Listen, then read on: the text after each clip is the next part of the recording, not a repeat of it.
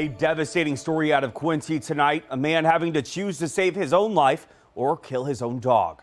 Deputy Chief of the Quincy Police Department, Adam Yates, says QPD and EMS were dispatched to Brentwood Drive on Wednesday night after a household dog attacked another in the home before turning on its owner.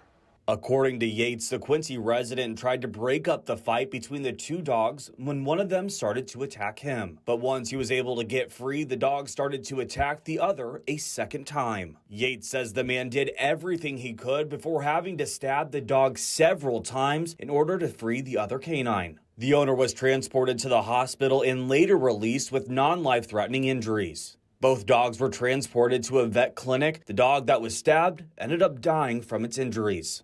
Yates says asking yourself this question could save you from being injured.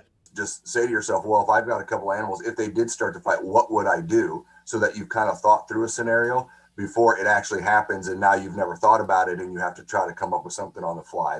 That's not the way you want to try to solve that problem. Yates says in the high-stress moment, many people aren't thinking clearly. So if you do try and break up the fight, he says do so with distance. If you can maybe grab a broom, something that gives you some distance between what's going on, but still allows you to attempt to intervene. Pilar Brumbaugh at the Quincy Humane Society says you never want to get in the middle of the two animals. Instead, she says to approach your animal from the back. We recommend going behind that dog and almost like a wheelbarrow. You're going to pick up the back legs and pull. Okay, so you're just going to pick up those back legs and try and step back. Yates says there was no sign of animal abuse and the owner tried several different methods to break up the fight before having to use a knife.